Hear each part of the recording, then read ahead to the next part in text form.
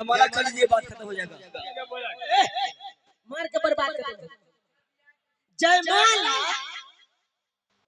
आओ एक गो मालिक के बेटा भले कत्ता दिन पर आ जयमाला कर बाबा। जयमाला से पहले लेन ले फरियाबा लेन ले। हां कथि देखते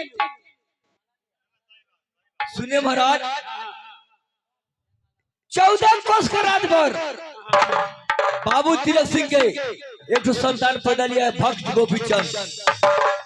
कम से कम आप लेन देन की बात करिए, 14 कोस का राज है, एक ही उनको लाल है। तो आप लड़का वाला है, आप ही बोलिए ना कितना लीजिएगा। तुम फरियाओ, कुछ नहीं चाहिए, थोड़ा सा चाहिए, क्या चाहिए? सिर्फ एक स्कॉर्पियो दीजिएगा, एक स्कॉर्पियो, इसके बाद 5 थान गहना। मंत्री तोरा सामान लेबे कनु रहो बुरे बात कह दे। हटा हटा ये बोलो ना। ई 4 चक्का मंगला थो ना। हां 4 चक्का हमरा ना चाहिए। हां हमरा एक गो सामान चाहिए। कौन सामान? बस महादेव कोच। महादेव कोच क्या होता है? महादेव कोच हां ओसे 2 गो काम होय छै। 2 गो काम। कौन का? बस खेती गृहस्थी भेलो तो हर जोतलो आ जब गोरबा और गिरावे के हो तो गोबर बैल गरी बस उसी का नाम महादेव कोच है। अरे 4 बजे की गाड़ी 4 आओ।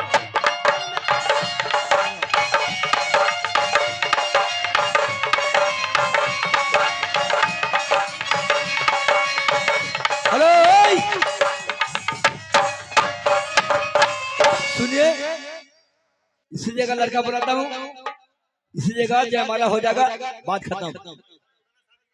द्वारपाल, अरे बुलाओ रणजी की।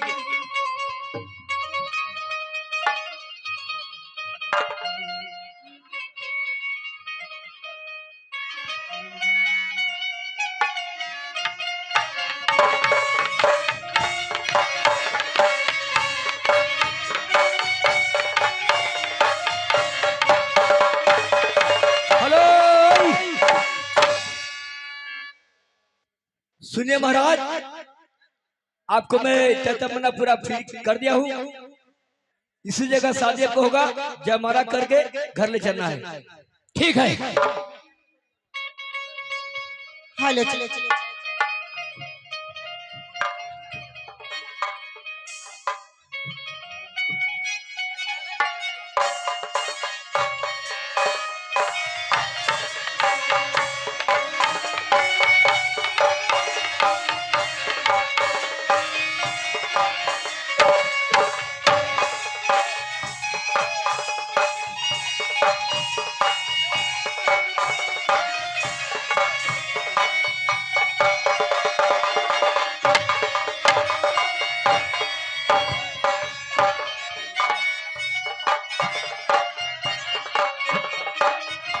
हेलो हेलो चलो हरा दी हरद बना जाई हा हो पापा।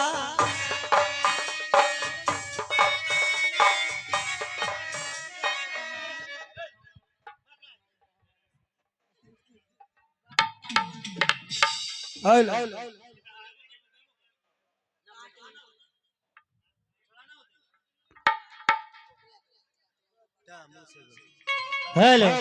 हेलो जी हेलो।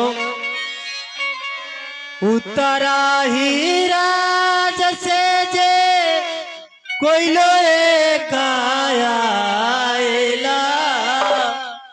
अरे बैठल कोई लोया मामा के डार है।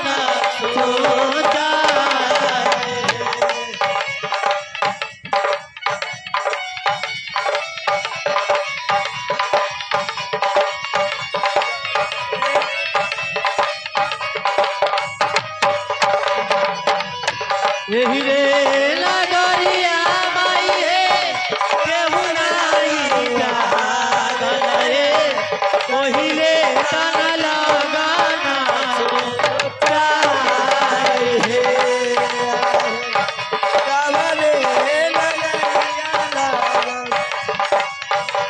ऐसा नहीं लगाना तो कहीं है बाबा सोने बहुरी होए तो प्यार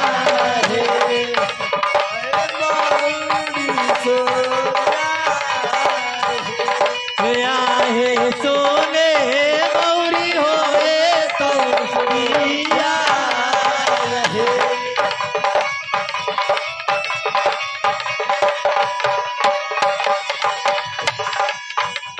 हीरे नगरिया माई केहू नाही जागल रे ओहिले तन लगाना प्यार है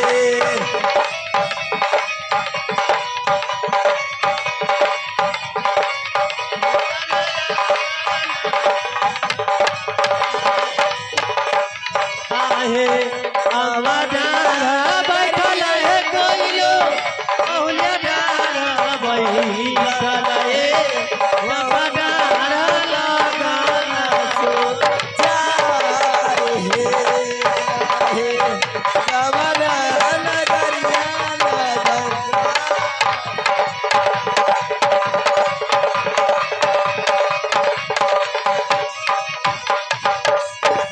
हे सखी हे सखी। माला ले ला माला जय माला ए माला का है माला माला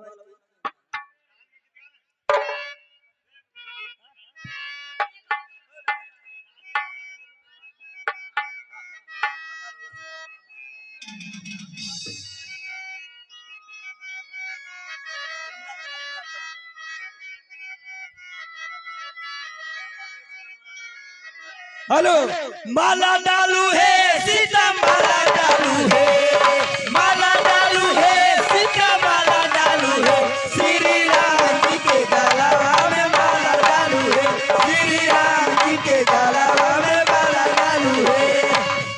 डालू है जय माला डालू है माला डालू है जय माला डालू है श्री राम जी के गलवा में माला डालू है श्री राम जी के गलवा में माला डालू है श्री राम जी के गलवा में श्री राम जी के गलवा में माला डालू है श्री राम जी के गलवा में हेलो कितना अच्छा रहा मिले जब राम सीता से टहलते हुए फुलवारी राम लगती तो उन्हें सीता लगती थी प्यारी जो नैन मिला जो चैन मिला सपनों का सिंगार मिला दूर दूर का परदेसी एक साथ चलने के लिए स्वीकार किया हेलो अरे गैया दाना काली आई त कुछो ना बुझालाई काली आई त कुछो ना बुझालाई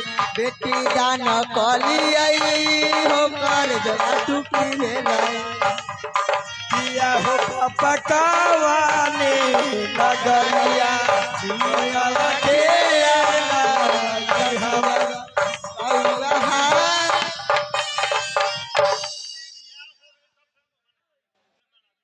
बस जब बियाह हो गया ये लड़का लड़की के ले जाओ हाँ ले जाओ दुल्हन ससुराल चली डोली चढ़ के ओ डोली चढ़ी के दुल्हन ससुराल चली डोली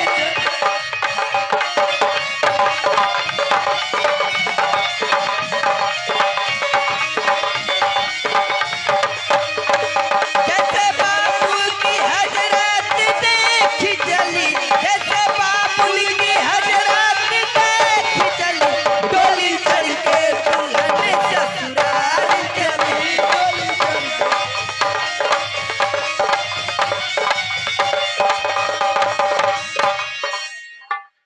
अरे बेहुदा कहीं कहा एक तो मैं शादी किया तो मैं जा रहा था लेकर के, तू कौन शादी किया है रे कि मैंने मोबाइल, अरे कौन चीज है ये?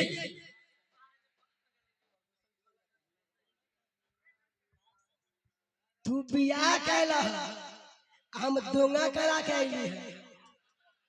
तू धोखा करा के आया? अरे तो ये क्या है? ई हमर सास देल को हमरा मुंह देखौनी में रुमाल।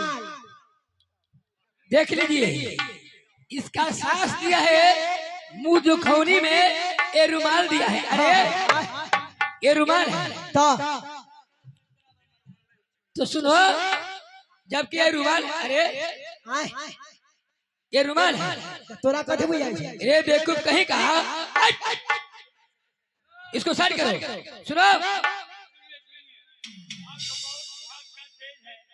इसलिए कि आप है बौना छोटा और लड़की तुमसे 2 फीट ऊंचा है। भाग देखो, देखा है? अरे जबकि तुम्हारा सास ये रुमाल दिया है और एक तुम्हारी कौन है रे? ई हमर पहले बार भेल। तुम्हारा अगुआ कौन था? अगुआ? अरे तुम कितना पढ़ के है रे और तुम्हारा पत्नी कितना को के है? सुना ना, हमरा बियाह करावे में केकर हाथ से बता दे। किसका हाथ? हमरा बियाह करावे में ई जे मेला मालिक हथुन उनके हाथ हो। तुम्हें ब्याह कराने में? हाँ, लेकिन एगो बात है, ई हमर परिवार हो, चुहून चाहे न चुहून हमरा खेती चालू है। सुना, हम जाए पहले कोहबर कर। अरे तू कोहबर करने जाएगा? कोहबर करने जाएगा? सुनो, कोहबर करने से पहले तुम अपने पत्नी को पहले हमें मुंह दिखाओ तो। बारा तू नुन गागा रहता अपना परिवार का मुंह न देख, कम से कम पर्दा कर। ये देखो कहेगा रे, मेरी पत्नी है तू तो बराबर देखेगा, लेकिन तुम्हारी पत्नी को मैं कभी काल देखूंगा। देखबा? हाँ, उघार के देखा जाती है। अरे मुंह कैसा देखा जाता है? रुमाल धरा, रुमाल धरा। ये रुमाल है पत्नी का, सर करो उसे। चपाट कहीं का रे। अच्छा सुना, आंख बंद कर ले रही।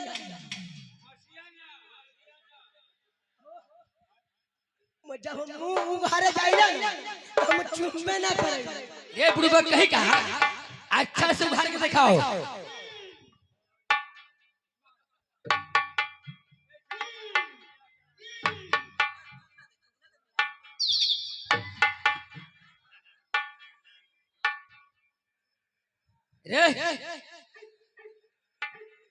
द्वारपाल, क्या हो गया? क्या हो गया?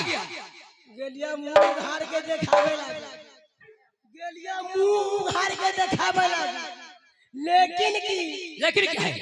हमर मौगी 3 क्विंटल हमरा मुंह पर थूक रख देलको। तब तो बहुत अच्छा बात किया है। सुना ना, लेकिन थूक के हम जियान ना हो चलिए, सारा थूक के चाट गेलिए। क्या रे देखो कहीं का पूरा थूक तू चाट गया रे। हाँ, अब सुना, तू अपना जीवन देखा, हम जालो कोहबर कर। कहाँ के लगे? सुनो, मैं कोहबर तू करने जाता है? ठीक है, जितने सहेली को सबको जाने के लिए कहो और इसको भी ले जाएगी।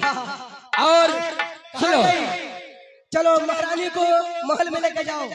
सब उड़ा जाओ। जाओ जाओ जाओ जाओ। सुनो, जाओ और हमारे माँ का तू कहना कि आपको बेटा बुला रहे हैं। क्यों? कि आज हम बहुत नींद लगता है। नींद लगता है? हाँ, तो ठीक है, आपको हम माता जी को अभी बुला देते हैं। ठीक है, बुला दो। ठीक है।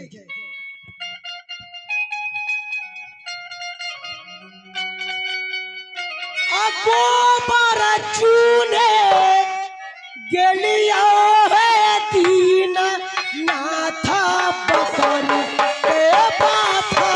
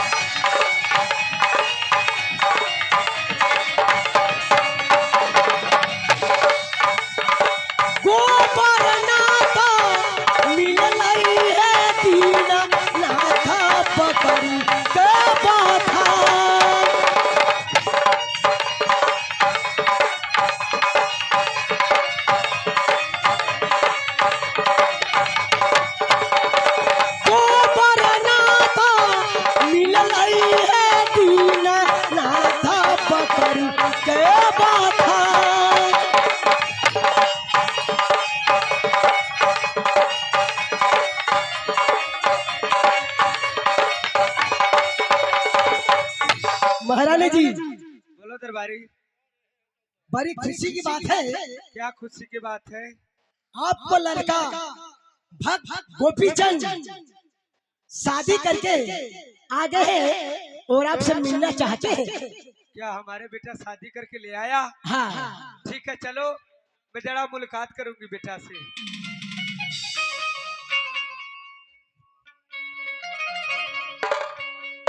प्रणाम करता हूँ माँ। खुश रहो बेटे।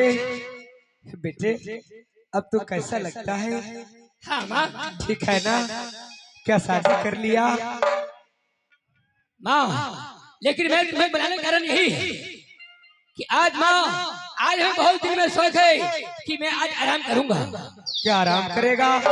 ठीक है, मैं बिछावन लगा देती हूँ, तू आराम कर। ठीक है माँ, बिछावन कर दो कि मैं आराम करूं।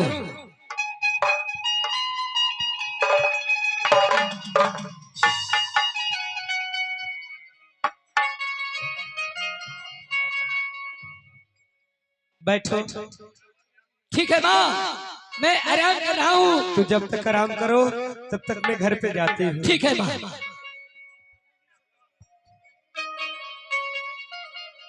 लेकिन माँ, कुछ कहना है क्या? बेटा कुछ कहना चाहती हूँ। ठीक है, कैसे सुनाइए। अरे आजुदीन आ करते दुलारुआ, अरे सुंदरा आ भोजन दुलारुआ। बैठो बेटे, बैठो।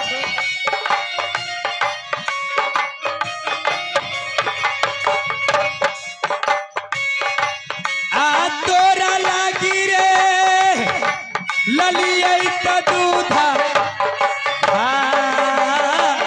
कानू जी की।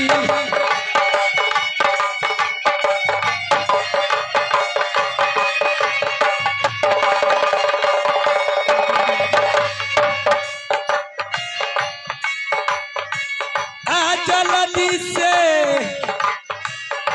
करते दुलारुआ,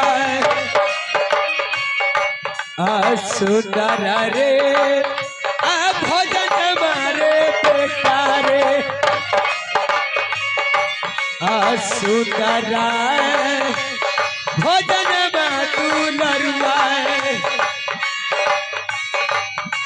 मैया जातौ रे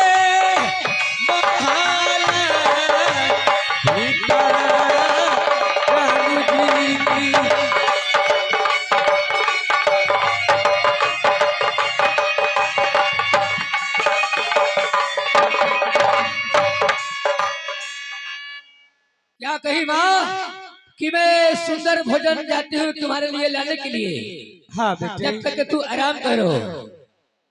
लेकिन माँ, आराम करने से पहले तू पहले खाना खिलाओगी कि पहले मैं आराम करूंगा तो मैं खाना खिलाऊंगी? बेटे तू जब तक आराम करो मैं खाना लेकर आती हूँ। ठीक है माँ, जाइए। लेकिन भूख तो लगा हुआ है। लेकिन माँ, एक सवाल मैं आपसे कुछ कहना चाहता हूँ। कहो बेटे।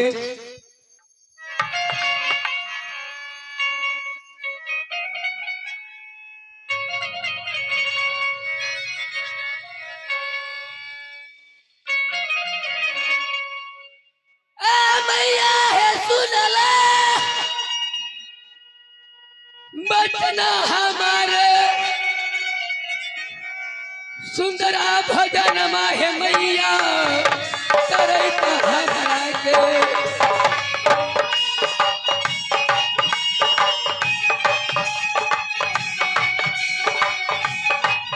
सुंदरा भजन करे हमारा के। चल तू जैता मैया है बंगला के पास, चल तू जैता माता बंगलवा के पास। सुंदरा भोजन मैया करे हमरा के।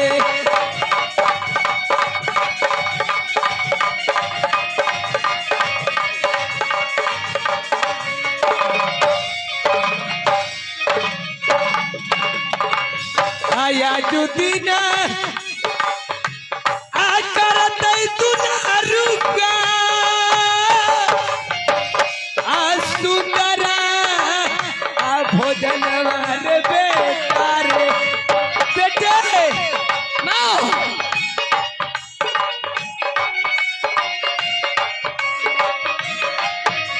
आ तोरा लागी रे ले बैठा दूधा आजा भानु जी की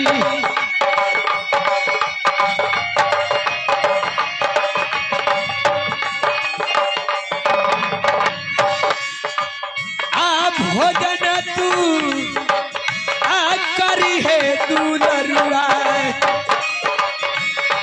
आ भोजन करीबे करबई आ भोजन करबई तू नरुआ आ लागे जाई छौरे तोहरा ला भोज बेटे तुम यही रहो मैं लेकर भोजन आती हूँ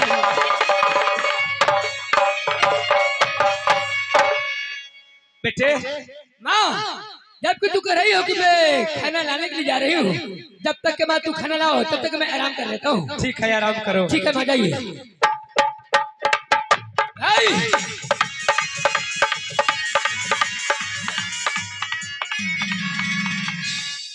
द्वारपाल माँ गई है खाना लाने के लिए जब तक के मैं आराम कर लेता हूँ हमें और तुम्हें है पटूटी करना भी आहो ई बतावा लड़का फरिका के जब नजर लगाई छै त ए पर चाहे गल्ला पर करिया के एगो ठोपा क दे छै आ तोरा नजर लगाई छ त तू नाक पर ठोपा कैले त कर सुता सुता सुता झिलमिल सितारे